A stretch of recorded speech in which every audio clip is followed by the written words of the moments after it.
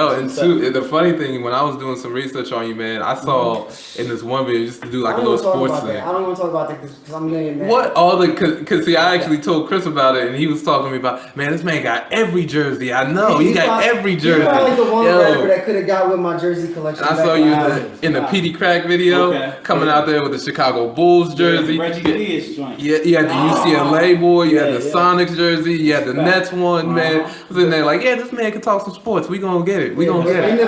In the building, we got Jersey's own Kilogram. Yeah, it was good, man. 801st side, chain of command, Kilogram in the building, man. It was good, man. Thanks for having me, man. Nah, definitely. I mean, there's so much I could say. Like I could do a 4-hour interview. Because you gotta remember, like back in the day, there was a place called the Music Factory.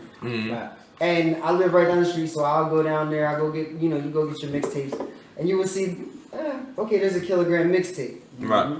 And then all of a sudden there was that one that I had to get, and you already know which one that is. It's a couple of which that was probably ground season. That ground season, that was a classic.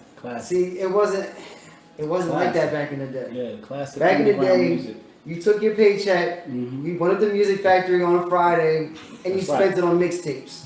And you walk in the door, and he had I had to get it because just the cover stood out. Yeah. They had it. I'll never forget. They had it on the front joint, and it was him on the building, and he was like, "Yo, that joint looks hot." Mm-hmm. And then we had some heavy records on there, the unsigned. We had a Little Flip on there. At the time, he was 22 million platinum. Then we had PD Crack, of course. You know what I mean? We had production from Chad West. We had 3 or 4 records off of that mixtape that was on MTV and BET. So at that time, like I said, I'm gonna say. At one point in time, I was the Meek Mill of Jersey. Nah, I feel you. You feel me? Like, keep it all the way at that. Let's keep it on. Wasn't really nobody busting no major moves like that. Even though I was one of the youngest guys that was around my camp at the time, I came up under the Flashies and the Youngs. I came up under them. Shout out Flashy. Y'all will be in the building September 11th. Shout out to Yon. You know what I mean? He produced the joint with me and PD Crack. A word? So yeah, he never knew that. He gave me the beat. He actually produced the joint with me and PD and Little Flip. So they was always instrumental in my career. I never knew that. Yeah, Yon did that. If you heard me, if you listen to it, I'll be like, Beat Boys on the track. That's right. Y'all be laying, Yon and Merc, they be laying low. They be like, Oh, I don't even want to talk about Merc. Merc gave me a lot of heat. You feel me? Yeah, he gave me when my joint get the bumping in the club, the song with the 50 Cent. That's what I was looking for today. Because I was like, I gotta bring it. We had to change it. G Unit made us change the hook. Give them 90,000 at that time. They wanted 90,000. Yeah, really? Yeah, see, Matt. Yeah, the lawyer reached out to us and said, y'all gotta take 50 off that hook or pay me. That was the joint I was looking for today because I was like, yo, I knew there was a joint. Merc did that. Yeah. That's what's up. That's what's Merc up. and them also did a record called Sometimes. I remember that. With Tiki from Willenboro. I remember that. I want to get her in MTV and BET as well. So the joint I remember because I was going through a hard. I ain't going front. There was a point there's certain things that you never forget. Yeah. And I knew Kilogram. I'll never forget. I met Kilogram and Capone the next day. When we was talking to Capone, he was like, "Yo, I've known you for Kilogram's the reason I know Capone." That's a fact. Yeah. That's a fact. He had a joint. And that grind season, I was like, yo, I do graphics, I gotta get out. People nowadays think it's all about the internet, but back when we was coming up, it was like, yo, I gotta go meet that person. Yeah, not only that, you had to pull up, your grind was out the trunk. Yes. It wasn't no streaming. If you wanted to get a CD, you had to go and find where these artists was putting their mixtapes at the, the bodegas, the mom and pops. I think it was just a better time in hip hop at that time. I think so. You know what I mean? Because it was more fun. And we made a lot of money. We would press up 300-400 CDs and sell them at $10 a wop and make $3,000 in 2-3 days. Mm-hmm. Going I would leave from Trenton to Willenboro to Burlington to Palmyra, everywhere, and I'm hitting flea markets up. Yo. And then if you had a joint on the radio on TV, it made it even better. You know what I mean? People would just see you and be like, "You got some music?" Yep. Go in their pocket, $10. Sometimes I get $20 from niggas just off of how cool I was. They'd see me somewhere regular, Walmart. Mm-hmm. And like, yo, my nigga, you real as shit. You right here in front of me. I'm like, yeah. So they would purchase. That's why I respect them because when I first met him, he was just like that dude. He was like, yo. Oh, sorry about that. No, I got the iPhone X. I can't. No glass case. Woo! No, That's like your heart drop right there. Like when I first met him, it was like he wasn't on no Hollywood stuff. He was like, yo, I appreciate you coming out. Right. Fact. And I was just like, I'll never forget that day because like so much stuff sparked off that day. Like, yeah, I hooked up with Grand back, 2000 Left 4 Dead around that time. Left 4 Dead 2006. Well, 2006. 6 was no. You're right. 2011. Yeah. 2011. 2005, 6 was. That was more of when the P Crack single was out and all of that. Yeah. That was a crazy time. It was the best time in hip hop for me because I was a kid from Trenton that was trying to get in the industry, trying to make a name for myself, and at the same time we link up with P Crack, who was, if I could say this on record, P Crack was one of the major stars out of state property, if not the most. He had the most personality out of all the state property members. He had the potential to be the biggest state property member. There was just certain. I like Beanie. Don't get me wrong, but Crack was an all-around star. He had a star quality. Petey had that personality. Like when I used to listen to him, he'd make me want to get up and just move. Like you could be dead tired, and it'd be like you would just hear him. That's right. Should have been here a long time ago, but y'all seen men be like, and you just like, all right, I gotta move. That's right. But yeah, like that's what I want to talk to you about, like, cause that whole grind, and not just that, like, I wanted to do these with purposes, and one purpose I've seen you always stuck, and this is what I was getting to. 2012, I was going through a rough time. I don't think I ever tell anybody this, but I was going through a rough time, like. And Graham was like the one person who was like, yo, you got to do more than music. There's like, and you had the joint with Tiki called Move On. Yeah, exactly. Yeah, and it was a joint that you just sit back and you're like, you know what? One day this rap shit does come to an end. That's a fact. Yeah, that's a fact. And how can you sustain your credibility, and how can you be relevant if the music is changing? What are you going to do to keep yourself known? You know what I'm saying? Well, isn't that kind of like when you came out with the record Not My Boy? Exactly. Isn't that kind of like what you were thinking in that aspect? I'm glad you brought that up because that was my attempt of trying to fit into what's going on right now. I'm a lyricist. I come from an era where you had to say something and you had to say the hottest shit. But then now, the era now is it's not about lyrics. It's about a vibe. Yeah. It's about it's more about just having fun and making a record that everybody's going to walk away and remember. Right. So if you think about Not My Boy, you think about like dumb stuff that your homeboys do. Like, he got locked up. What was the one? It was one line. It was like buying drinks in the club with my EBT card. Yeah. And he buying bottles with it with EBT. My boy, like, you know what I'm saying? When you think about that, like, you like, yo, like, but it's real shit. Right. Like, it's really things that people like I said. Got Old Navy with the Gucci belt. Yeah, he's rocking Old Navy with the Gucci belt. My boy, you know what I mean? Like, he was a kingpin and now he needs some help. Not my boy. You feel me? You don't think a kingpin would ever go to jail and come home and ask you for $10. You know what I mean? Because you like, nigga, you always had it. So in Trenton, it's something that people say all the time. I took a saying that everybody says in Trenton. Like, if I come on the block and say, yo, my nigga just got locked up, he had a pack on him in front of a state trooper.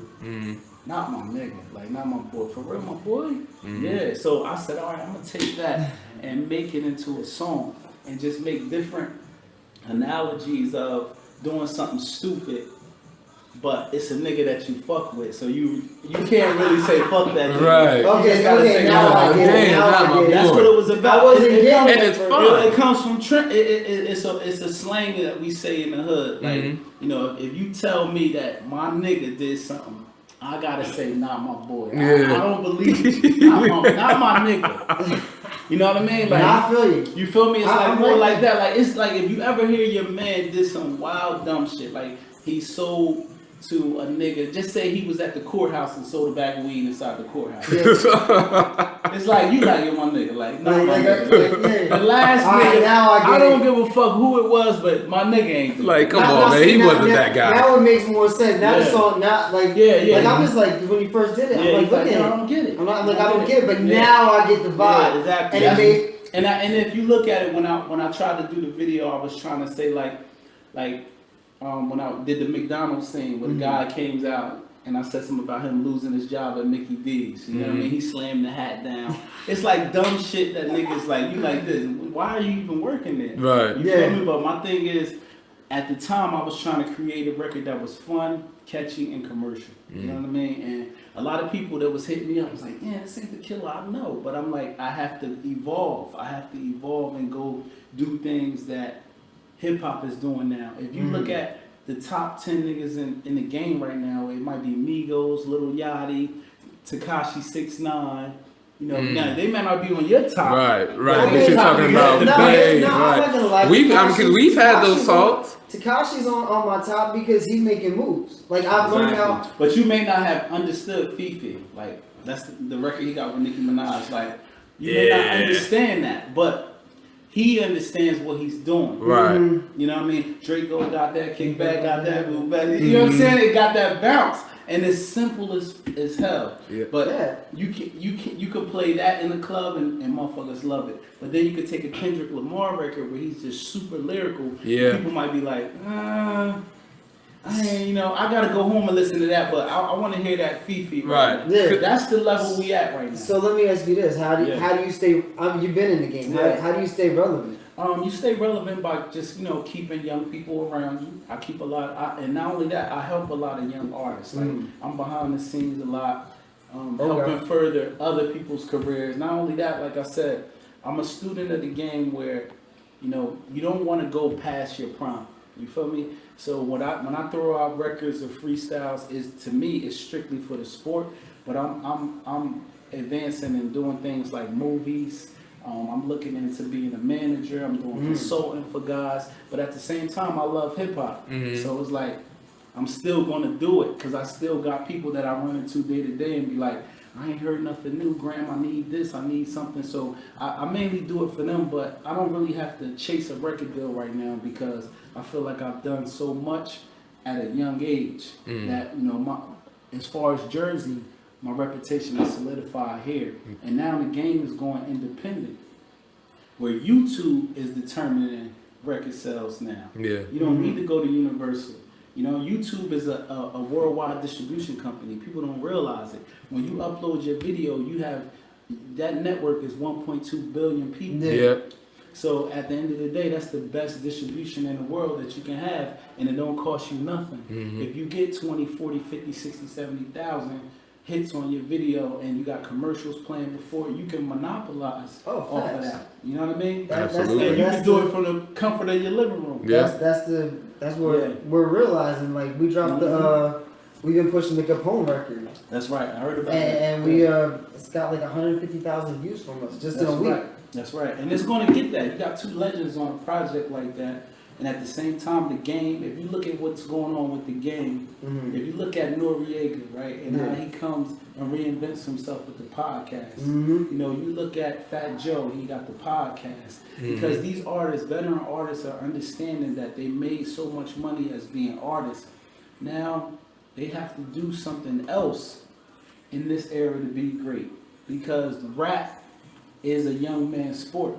And these young kids have pushed us into a corner where you don't want to be a 40-year-old nigga doing the stanky leg or doing the shit that, you know, Lil Yachty is doing. Yeah. So at the end of the day, we still got to look like OGs out here. We can't be like dumbing our music down so bad where it makes us lose our integrity. You know what I mean? So, but at the same time, you gotta keep it true. Because y'all will always have your fan bases too. Yeah. Like you're always gonna have the people that roll with you from the beginning and know what your product is. But those people don't buy records because they've grown with you already. They remember you at 19, 20, 25, and when they was in the clubs and bought the mixtapes. Yeah. But now they're raising grandkids probably, or raising they got teenagers with kids, so they so at the end of the day it's a different dynamic. Mm-hmm. But for artists to survive, we have to have the youth supporters. Yeah. You know what I mean? You gotta have the youth supporters. So you may see a Not My Boy. And people that's 35 and up may say, "What the hell is Graham doing?" But that ain't for you. But see, even when you know what I'm saying? But even when I saw it, like when I saw it, I thought that you did that very well because it wasn't like you had said. You didn't dumb it down to the point to where it was still bars. It was still bars, right? Yeah, if you said, I was like, he shot a nigga because he fucked his baby mom. See, now I get the term. I'm thinking like, yo, my nigga, like, you shouldn't shoot a nigga because he fucked your baby mom. Like, that's extreme, right? Not my boy. You know what I mean? Like, you know what I mean? Like, it's just more like I tried to take a phrase that's known in my hood and make it known everywhere. You know what I'm saying? It's just that nobody expected that from me because I come from trap, rapping street shit, all of that. But at the same time, I have to look at rap from a business perspective. When I was rapping the street shit, I was really around drugs, killing, shooting. Like somebody, I'm not gonna put names. I'm not gonna put names out there. But somebody was like coming at Graham about something. Something was happening. And I was talking to somebody and he was like, "Yo, they don't want to do that. Like Graham, like he not a street dude. Graham will get that shit handled." Yeah. I mean, and at the end of the day, it's like I don't even glorify like the guys that I've been around and what. All of that stuff. It's just that at a point you have to grow up. I'm not on the shit that I was on at 19, 24 years old. Like I'm a father, so family has a lot to do with that. Totally different. You know what I mean? And at the end of the day, it's like with me, there's millionaires off of this rap shit. So I say to myself, if Lil Yachty can make $1 million off of singing about a boat, then why the fuck am I trying to give these niggas all these bars? You know what I mean? You have to become the business. Yeah. Either you're going to be in it to keep it real and stay broke, or you're going to be a business person and say, I need to monopolize off the business. Yeah. And a lot of the fans, they want the artist to keep it real. But they will still go out and bootleg your shit and won't support you. If you don't buy the records, we don't feed our kids. It's no gray area. This is why I wanted to bring him here because this is stuff that gray area. There's no gray area. If you don't buy our records, come to our shows. We will literally get dropped from labels, and we gotta get our cars repoed.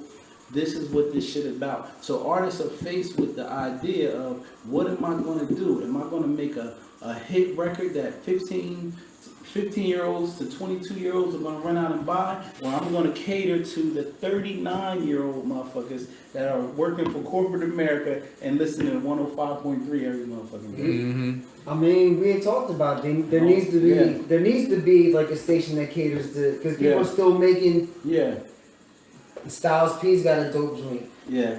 You know, people still listen to that, like true hip hop. That's. I mean, lyrics matter at the end of the day. Lyrics do matter. And like I said, if you guys look on YouTube, I still got some records out there where I may get over a '90s beat and like a Mobb Deep song and get some bars because for the sport. But honestly, that shit doesn't make Billboard. Freestyles and all the culture shit doesn't make Billboard. That's not where the game is going right now. And at the end of the day, if you spent 20 years in the business like I have, or like a Capone has, or like a P. Crack has, you have to look at this shit as how can I feed my babies off this shit? That's the more important. I don't care what the fans think at one point where it's like, he need to go back to Roger Gardens and spitting about Stuyvesant and spitting about when he was selling drugs. Like, like Jay-Z said, if you want my old shit, go buy my old albums. Right. That's the truth. That's the truth. I mean, it's a time to evolve. How do you feel about an artist like a Childish Gambino? You know, I like those guys. They represent what's new out there. Hey, it represented new, but also still putting content. He has content, but somehow they deliver it the right way. Right. They deliver it with a bounce and all of the dances and things like that. I'm America record he got out. He delivered that right. He delivered that as he delivered it more on the vibe of it's trap and conscious at the same time. We might have to take a break. We gotta take a break because we got the other special guests. The people, they done heard the memes, they done heard the song, they If I knew the only way I had to get him in here was bring Kilogram in, I'd have been had brought Graham in here a minute ago. Yep. But yeah, we about to bring in our second guest. I didn't even know was coming. Yeah. That's his stuff.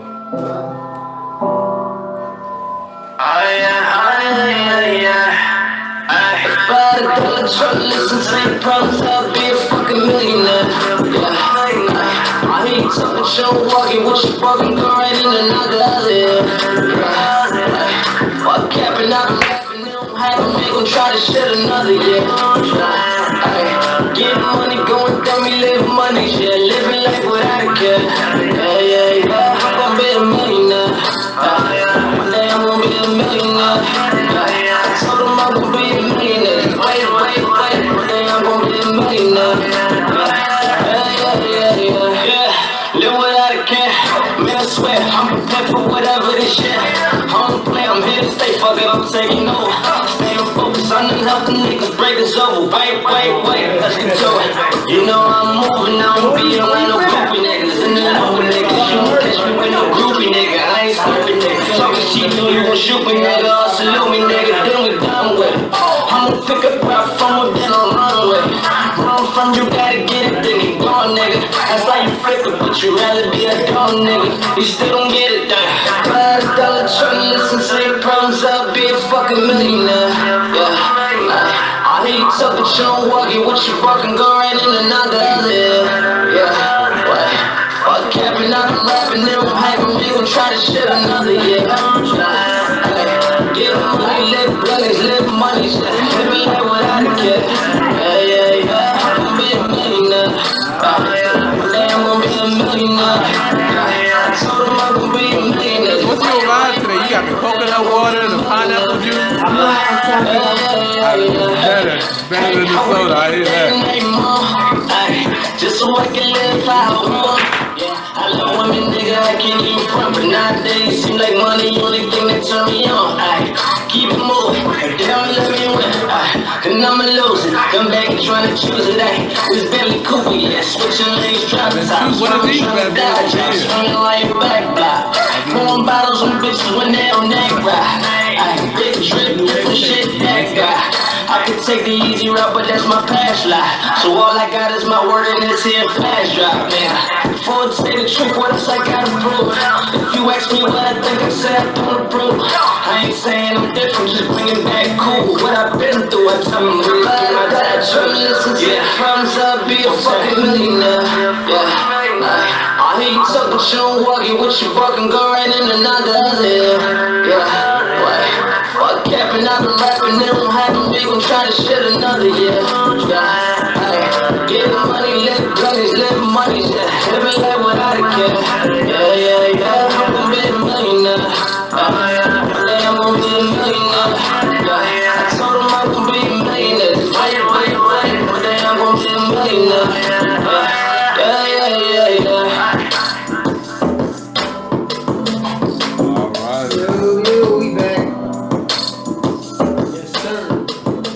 Kilogram and the man you probably heard in 1,000 of our sports leagues.